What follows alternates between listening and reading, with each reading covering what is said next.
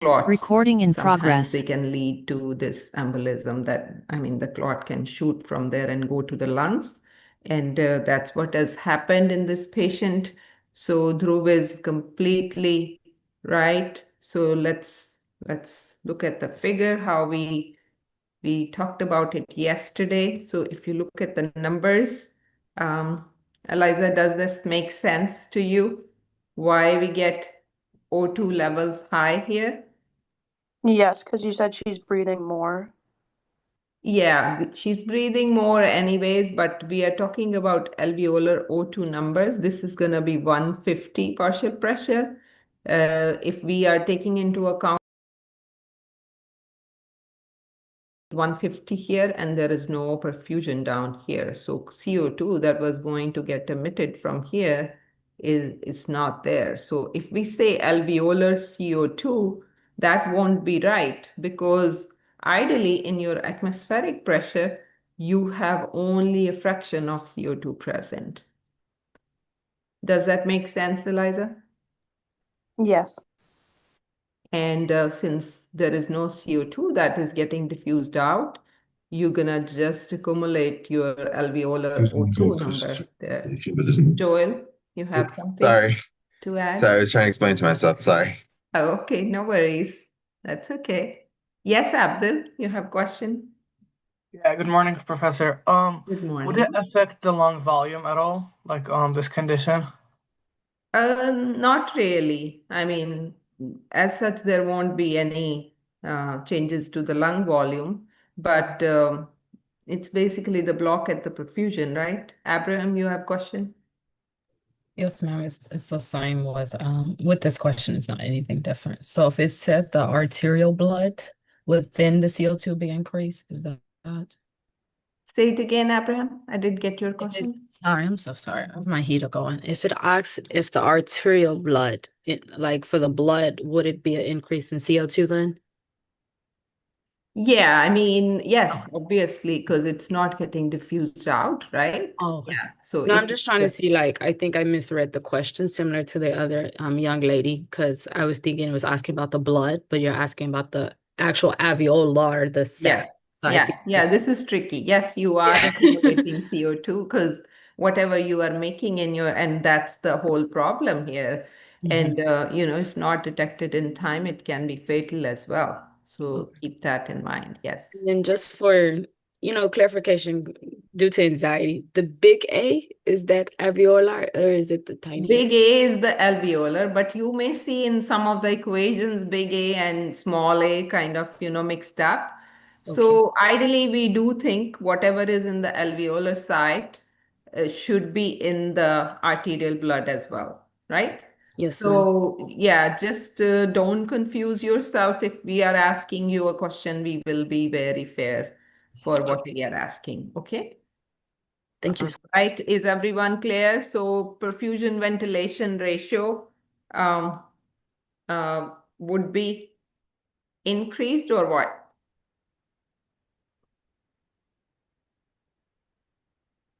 The D? Yes. Ariel, go ahead. The ventilation diffusion would be decreased. Yeah, so Ellen, look at this. The way they have put in, they have put Q over V. So don't get, confused by that or, distracted by that. This is Q over V, basically, but that's not going to get increased. The question was, what is going to get increased? So Ariana has a question, would perfusion be zero? Yes, of course, perfusion would be zero, yes. Yes, Abdul? Would the A gradient increase here? Yes, absolutely. There will be a big increase. Yes. Thank you. Yeah. Okay. All right. We have Andrew to our rescue. He has always, small things adding. So please make sure that you pick his stuff. He's good in this. All right. Okay, let's get going. My only thing is that I want to do as many questions as we can, the practice questions, and that can help you for the exam. All right. Next question. We didn't talk about this concept at all, so I thought it will be worth talking. So pulmonary vasoconstriction. Someone had a question. I think Diego had a question yesterday regarding the compliance for systemic and pulmonary. Yes, Andrew, please go ahead. Oh yeah, my apologies. I have to ask, would it be B? It will be B. So just keep in mind, and you can go through the chapter as well. I would recommend doing that. So you know about pulmonary vasoconstriction and its effects. We'll talk a little bit more as we move forward today's session. So inhaled NO and prostaglandins, as you know, they are vasodilators, right? Endothelin is actually synthesized by endothelium itself. It's usually there for the safety. I mean, during injury or, conditions like whenever there is hypoxia, it will be released to induce the vasoconstriction, hypoxic vasoconstriction. But if it's overexpressed, then it definitely causes pulmonary vasoconstriction that is not needed. So just keep in mind if someone is on endothelin receptor agonist, they would cause pulmonary vasoconstriction. Okay, I have at length speaker notes underneath, so make sure that you always go over those. Other thing was that I wanted you to know about the pulmonary to systemic circulation comparison. Always remember that the pulmonary compliance will be much better than systemic. The reason being, I was telling you yesterday, the right ventricle, when it is pumping and it's sending blood to the lungs, basically the lung capillaries have to be more compliant to receive like a big bolus in one go, right? So just keep that in mind. Now, next question. Yes, Eliza. Oh, I was just gonna ask if any of the other answers would cause vasodilation if they had flipped it from constriction to dilation. Yeah, they are vasodilators. I just said it. Okay, sorry. Yeah, Thanks. NO and prostaglandins. Yes, they're both vasodilators. NO, as you know, it's been used for vasodilation, and prostaglandins are also potent vasodilators. Okay, next question. Anybody else? Go ahead, Andrew. Oh, Dhruv is there. Dhruv, I mean, I was just going to say E. E is the right answer. So would you like to explain us? It's more so just like a memorization thing for this one of just like the muscle and tendons being like the mechanoreceptors. Yes. Yeah, these are the mechanoreceptors that we are talking about. So see, all the options that I've given you here, they have some kind of meaning here, right? They would have your chemoreceptors, they will have central versus the peripheral that we talked about. So what do you think medulla does for you as far as the hyperventilation is concerned? Yes, Andrew. Oh yes. For the medulla, that helps with basically vomiting and basically increasing ventilation and kind of like more fight or flight type stuff. Yes, so that's where your DRG, your dorsal respiratory group of neurons is sitting, which is basically acting on your ventilation process. So, and also your central chemoreceptors, the hydrogen ions that we were discussing yesterday, whenever there is CO2 rise, that will be detected by medulla chemoreceptors, right? And how about aorta and carotid bodies?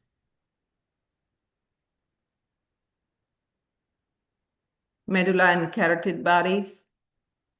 Oh, sorry, aorta. Yes, Abdul. Or receptors would detect the change in oxygen if there's hypoxia or Yes, so whenever there is hypoxia, or oxygen goes down or carbon dioxide rising, the aortic bodies or carotid bodies, they'll have the peripheral chemoreceptors, which will sense basically these changes that are happening in the periphery, and they will send the signals to medulla for starting hyperventilation, right? And muscle and tendons we talked about. So what will be the trigger for these muscle and tendons to send some signaling to brain? If we talk about any of the receptors that are sitting in periphery, what do they do? Very nice, JP. May I know the full name, JP? JP, what's your full name? J Park, okay. All right. And Dhruv, we have on the call is from MS or DO? Dio. This is DO, okay. Wonderful. So whenever we are exercising, these mechanoreceptors will be calling. No, Pons has another taxic center. It's called the pneumotaxic center. I'll talk about it in a minute, Eliza. So I have that figure coming up. So we'll talk about it a little bit more. So these muscles and tendons will have these receptors which will go if you are exercising, asking for more ventilation, right? Okay, oops, I'm sorry. Running too fast. So which zone has 3 liters of ventilation and 5 liters of blood flow?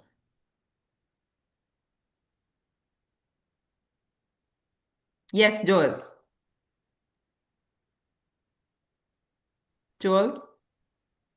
Zone 3. It's going to be zone 3. See, 3 liters is really heavy. We usually have 4 liters out of the alveolar ventilation. You are seeing 3 liters and 5 liters of blood flow. That's basically all of it, right? So it's going to be your lowest zone due to the gravitational effects, right? And other Q, how you can do it, 3 divided by 5 is going to be 0.6. So here is your 0.6 number, right? You know it. Everyone got it? Yes? If we give you something like that in exam, just be ready how to do your VQ. Yes, Bara? Hey, oh, I'm so sorry, I haven't changed my name. I thought that the zone 3 was 0.8. Is one of those numbers better than the other? No, zone 3 is 0.6, but the whole average out of these zones is 0.8. Ah, gotcha. Thank you so much. You're welcome. Yes, Amir, you have question?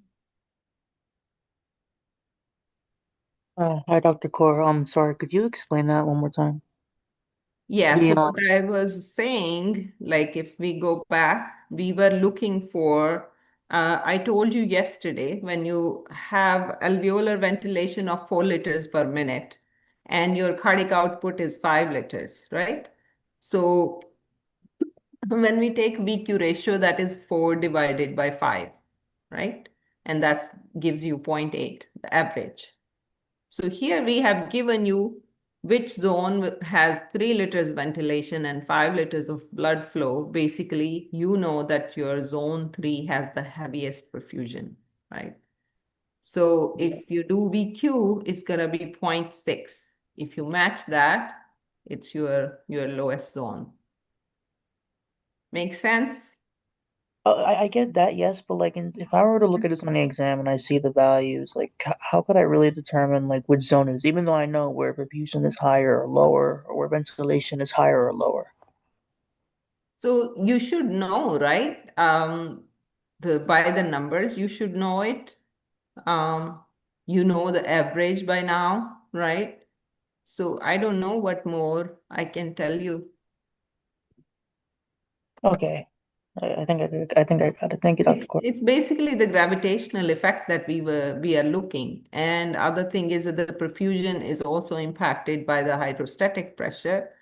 When the alveolar pressure is going down in the base, obviously your perfusion is much better. So if you are seeing this much of blood flow, this obviously has to be zone 3.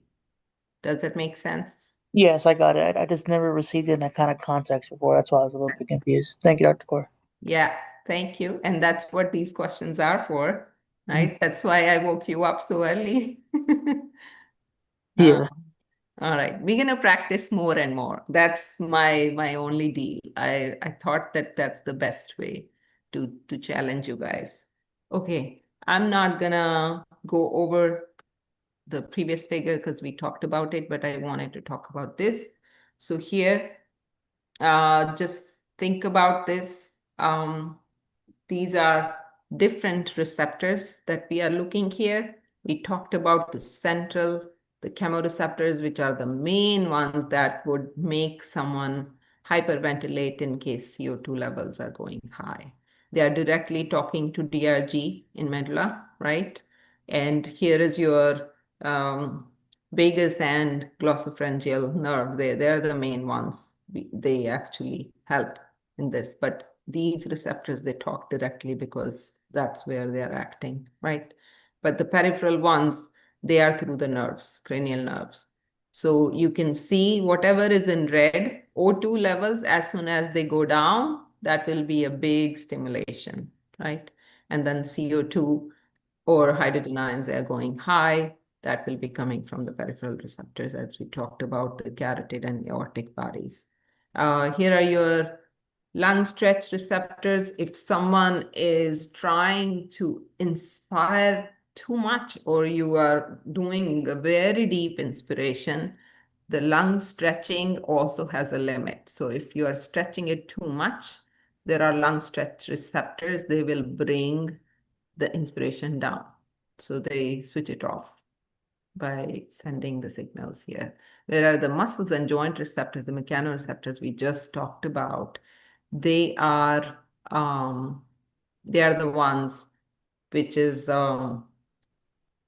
bringing you to hyperventilate during exercising.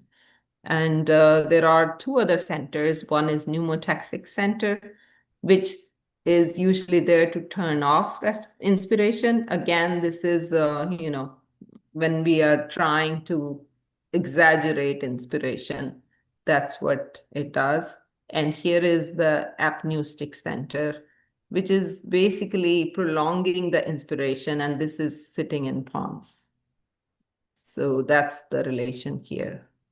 But DRG talks to the diaphragm directly through the phrenic nerve, and that's how they impact the inspiration. Is everyone clear? Yes, Jack. So I have in my notes that the apneustic center is a prolonged inspiratory gasp. Is Yes. that a characteristic of abnormal breathing? Like if you It have is oxygen, abnormal. it kicks in? Yeah, so this is in case of, this is not in a regular normal breathing, you won't see it. This is only going to happen, the prolonged gasps of breathing is when there is a stroke or trauma, that's when the apneustic center comes into action. Thank you. You're welcome. All right, so let's get going. Now, this is another important slide.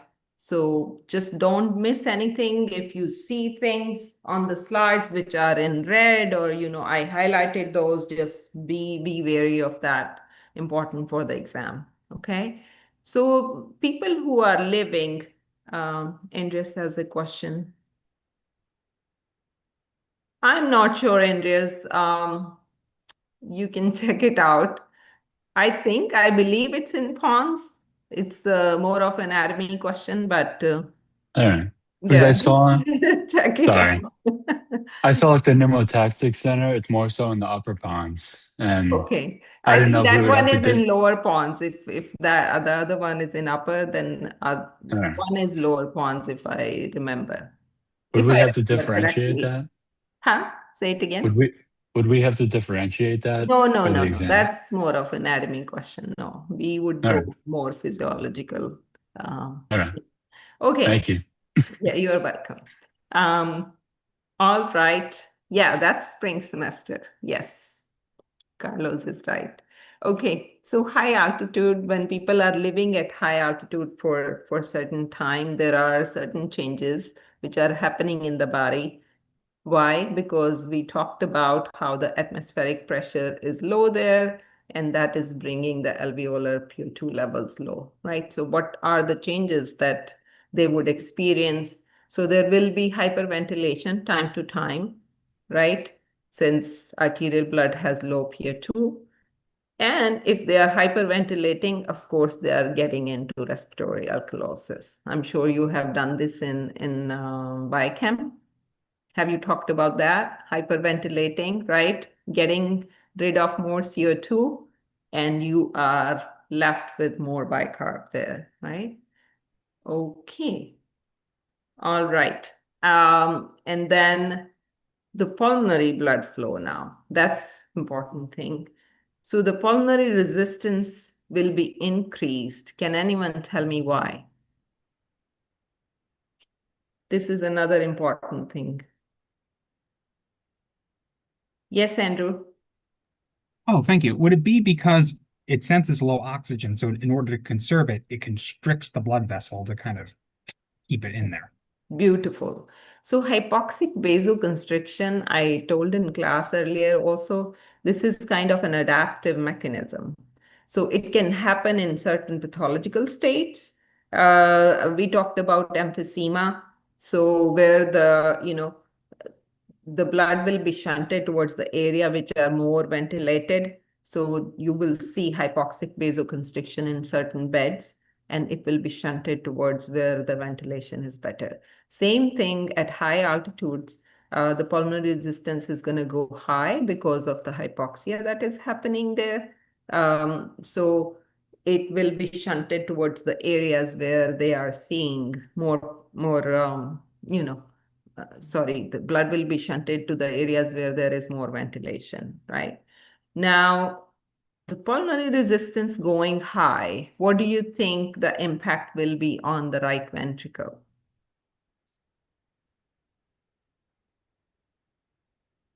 There will be right ventricle hypertrophy, right? Because right ventricle has to do so much work now to push that blood against that resistance that is there in the lungs, right? The capillaries, if they are more constricted, and I told you earlier, that's where your pulmonary compliance has to be better than systemic. So right ventricle cardiac output should be easily complying with that, less resistance that you have in the pulmonary area, right?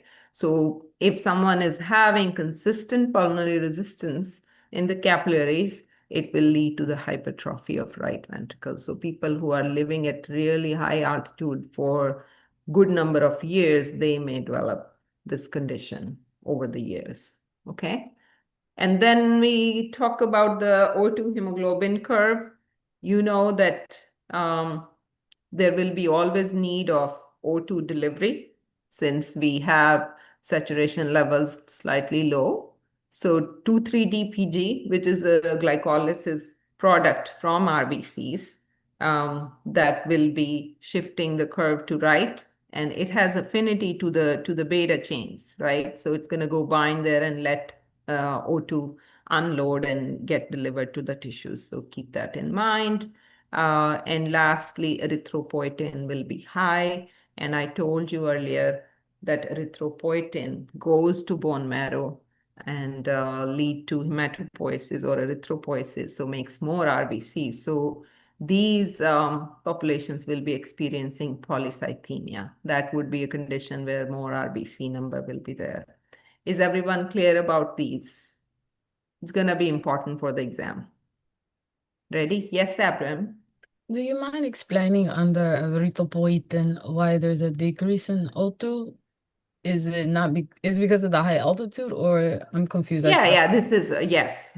Yeah. So Oh, it's so just the arrow is made that because there is hypoxia, that's why there is more EPO that is being made by the kidneys.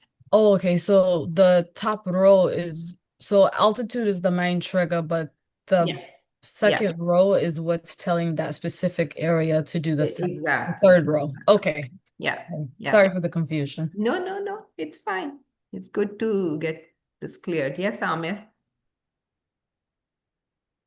Yeah, sorry, Dr. Core, but by that same logic, when you said that when I saw the arterial blood, it said that pH was lower, but because of that, in response to that, your pH is going to be higher because your body is producing so much oxygen to compensate for that low oxygen environment. Because I see respiratory alkalosis on the arterial blood. Yeah, so these will be, I don't know if you have read the chapter yet, because Costanzo explains it very nicely. So there will be periods of hyperventilation and then it calms down. When there is respiratory alkalosis, of course, that has to be calmed down. So this will come and go. This will come and go. But I understand what you are saying, but we have to have one factor. If there is 2,3-DPG increase, right? That's going to shift your curve to the right anyways. I know the pH may go up on the times. Good question, by the way. Did you get the point, Amir? Yes, thank you. I think, yeah, so basically what you're saying is just that during those times you will have some hyperventilation, which will cause that pH, but it's not like constant, it's just like Yeah, fluctuating. it's not constant. It has to be coming down, right? It has to be Yes, coming down. There will be periods where there is more bicarb, and then it will calm down, and then I think it's very cyclic, like 2-3 days, 2-3 days, something like that. Okay. But gotcha. Thank anyways, you. you have polycythemia, you have so much of 2,3-DPG production, it's definitely going to take the curve towards the right. Gotcha. Thank you, Dr. Core. Because there is a constant need for O2 Right. delivery because of Yes. hypoxia. Yeah. Okay. All right. Next question. Now dilation. Go ahead, Zipra. Would it be D? It will be D. Very nice. Would you like to explain rest of the options? Well, I'll start with explaining prostacyclin. I remember that's a product of arachidonic acid, which causes dilation. Yes. Thromboxane is also a product, but it causes vasoconstriction. And high altitude will obviously like vasoconstrict due to like low O2. Beautiful. And then smoking would also cause vasoconstriction due to affecting the elastin and destroying the alveoli. Beautiful. Excellent. Very nice. I have it in the speaker notes as well. Yes, smoking, as she mentioned, or like long-term smoking, all those components that are sitting in the smoke, they're gonna cause hardening of the capillaries there, and they will vasoconstrict basically. And thromboxane, as you know from the name, it's causes clotting, so aggregates the platelets and stuff, and it also leads to the inflammatory products in the capillaries, and it can cause the constriction. High altitude because of the hypoxic vasoconstriction that we just discussed, and she already answered the prostacyclin through arachidonic pathway. That's the one which is causing the dilation. Okay. All right. So just read the stuff so you don't miss anything on the slides. And then now J receptors. What are the roles of J receptors? Very nice. Eliza, you gonna go for it? Yeah, alveoli is where gas exchange happens with the capillaries and the endothelial cells. So since I saw the word capillary in juxtacapillary. Yes. Yes, beautiful. So yeah, they are in the alveolar walls and they increase breathing, increase shallow breathing, I would say. And J receptors, they are stimulated in response to if there is any pulmonary edema that is happening. There is engorgement of capillaries or there is interstitial fluid that is getting accumulated here, then J receptors will be stimulated, especially people who are having right ventricle hypertrophy.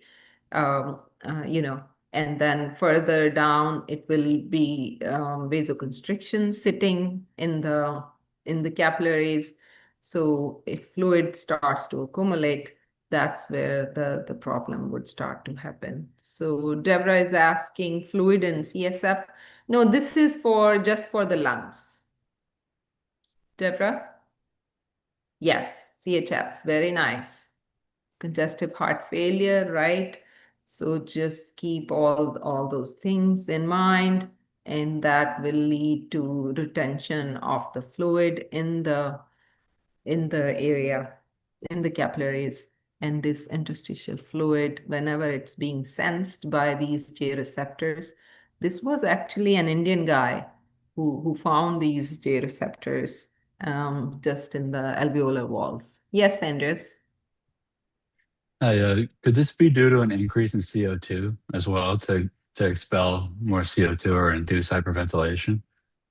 No, CO2 doesn't have any role. These are the receptors which are sitting there in the alveolar walls, and they talk to mainly the engorgement of the capillaries, or they talk to the fluid that is accumulating there. All right, thank you. That's a direct sensor.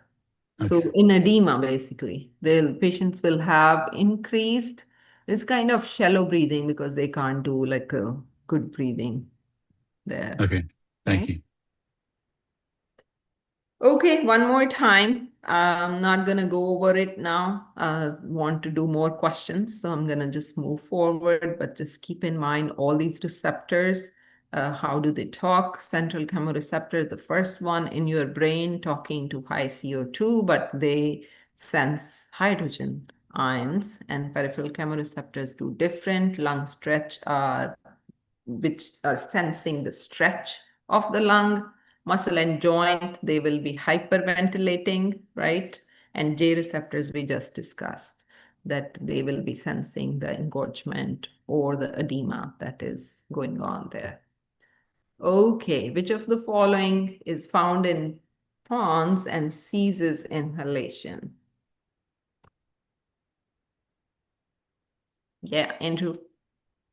Oh, thank you. Would it be the pneumotaxic center? Pneumotaxic center, very nice. Yeah. We discussed about it earlier. So yeah, located in upper ponds.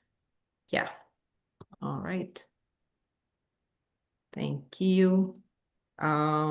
Yeah, the exercise also, the way we talked about the altitude, make sure that you go over this slide as well. Like if your O2 consumption is going up, your CO2 production is more, and what are the changes happening to pulmonary blood flow, or how is your O2 hemoglobin curve? That's going to be very important for the exam.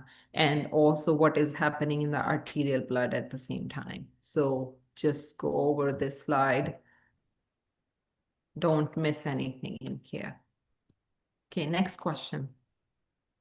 How does chloride flow rate relate to CO2 and carbonic anhydrase in an RBC?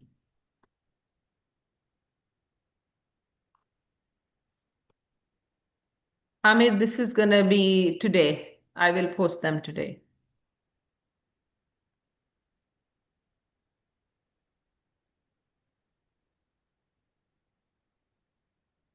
Okay.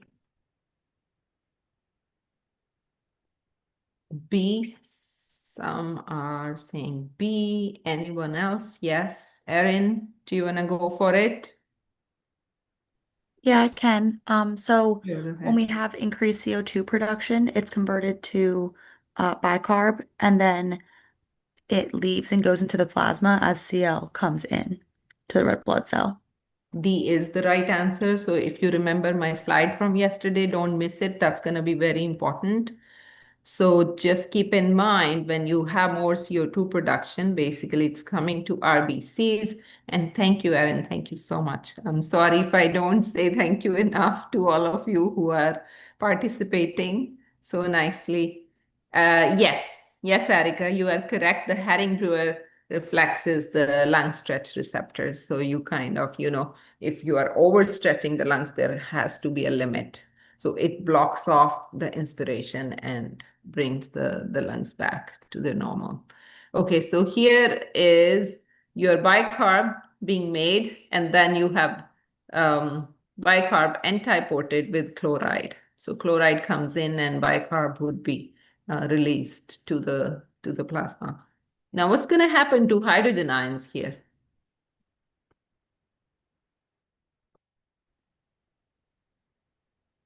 Yes, Andrew, please go ahead. Oh, yes, thank you. Would it be the deoxyhemoglobin takes it up? Beautiful. So it will be buffered by deoxyhemoglobin, which just got free after delivering the oxygen to the tissues, right? Yeah, so wonderful. And how much carbon dioxide is converted to bicarb?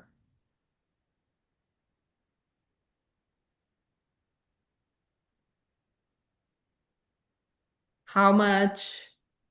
Yeah, 90%, near about 91 actually. So great. Just keep that in mind, and that's just a way of knowing like how much carbon dioxide you are producing in your body and how it is all converted into a buffer, important buffer in your body, which is taking care of so many things, right? Okay. All right. Oh, this was a question from yesterday. I just brought back in case someone still have question regarding cyanide poisoning. Yes, Alan, you are correct. Okay, do you know the answer for this one?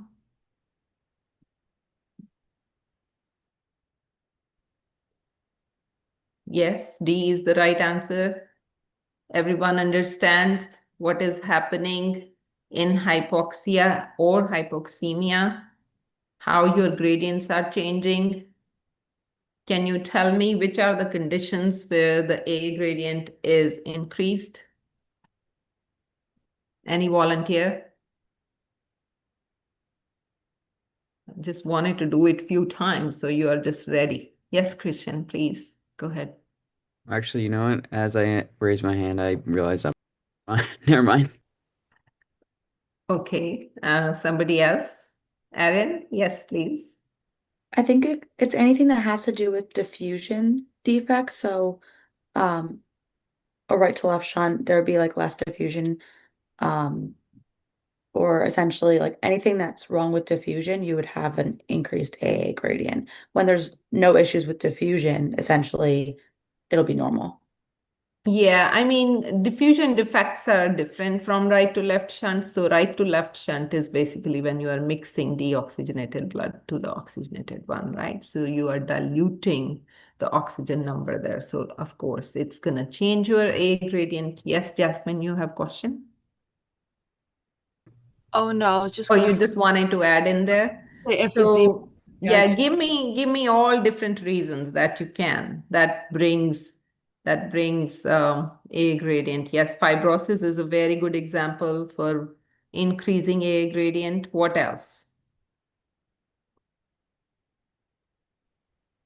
I was going to say emphysema. Emphysema, very nice. And I also Emphysema is the diffusion issue as well as perfusion issue, right? that was actually going to be my question. So why can it be both? It can be both, but the biggest reason for emphysema is diffusion. Why? Because you are losing big surface area by merging the alveoli or damaging the alveolar walls. And then how can it be perfusion limited?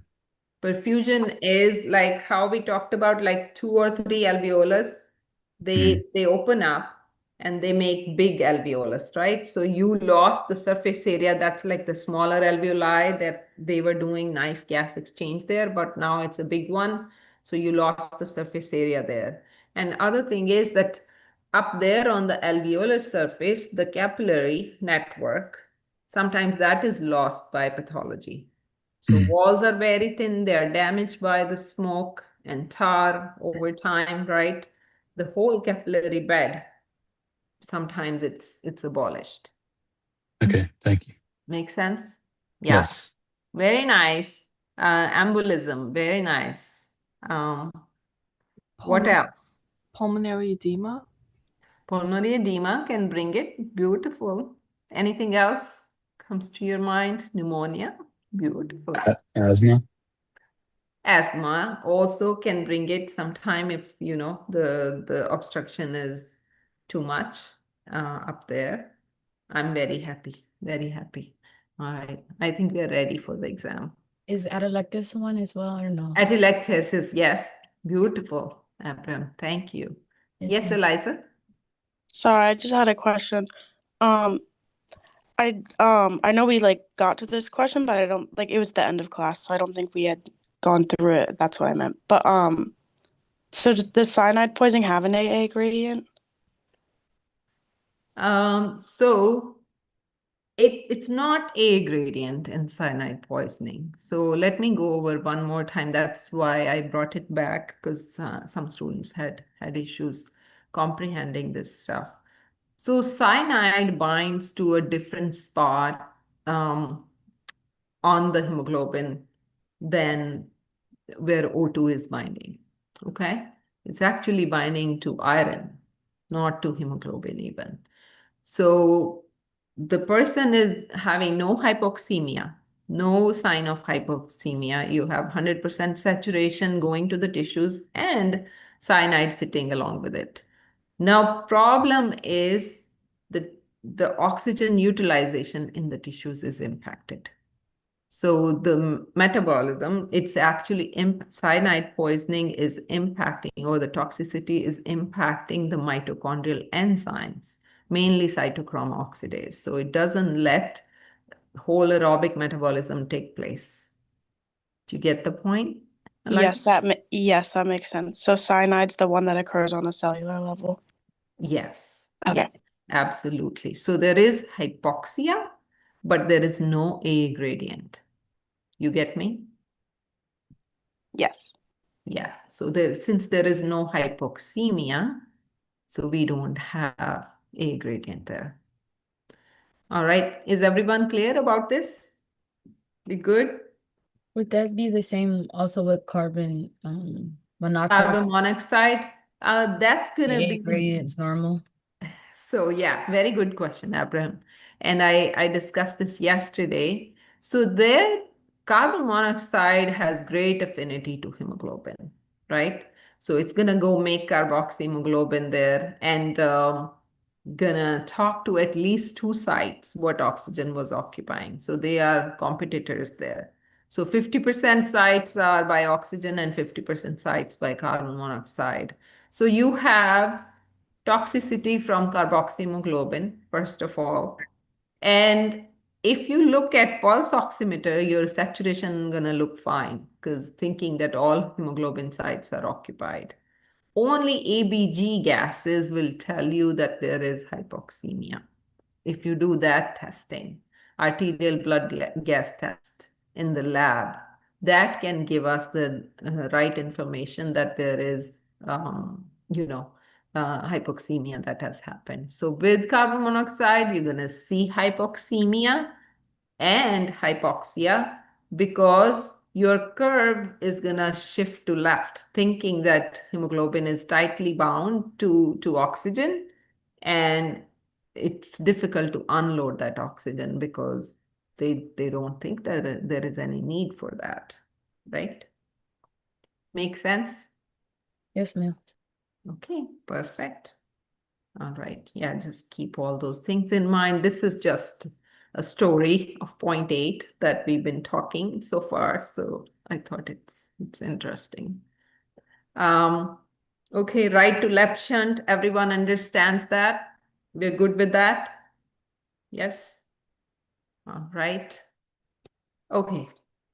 I think this will be the last slide. I don't want to take any of your anatomy time. I know that 9 a.m. you're joining there, so we'll try to finish in time. So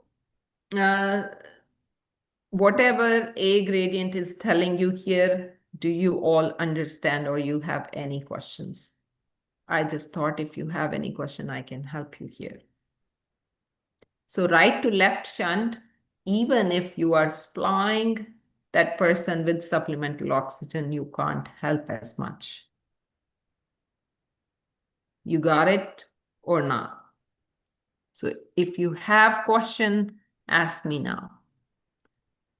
VQ defects, like several different reasons that we talked about, if patient is having emphysema, COPD, or asthma, chronic asthma, I'm talking, or fibrosis, you give them supplemental oxygen and it improves. Yes, Abram. I think the only one I'm a little confused on is the hypoventilation. AA gradient is normal. Yeah, because they don't have any issue at the lung level, right? If you don't have any issue with ventilation, if you don't have any issue with the perfusion, when you are doing the gas exchange, if that is normal, your A gradient is going to be normal. What will we consider like hypoventilation? Hypoventilation is reduced breathing rate. Oh, so it's just That's all. reduced. Yeah. Yeah. So, I mean, how much one can hypoventilate? It's just, if it's some disease related or something, that's a different story. But as long as there is no pathology at the lung level, sometimes people do it knowingly, like, lesser breathing, or they are doing shallow breathing. So, but it will just improve if you give them supplemental oxygen. Everything goes back to normal and you don't have any pathology at the lung level. Okay, I think that's where I was getting confused. I was assuming there was a pathology or a reason why this person is hyperventilating. It sounds like just a toddler holding their breath. Yes. Yes. Okay, perfect. Oh, wow. It's a good chat going on. I missed that. Okay, one more question. Can I go to 55 or no? Or should I just leave it here? Okay. All right. So this question, anyone? Medullary chemoreceptors, what are they doing for you?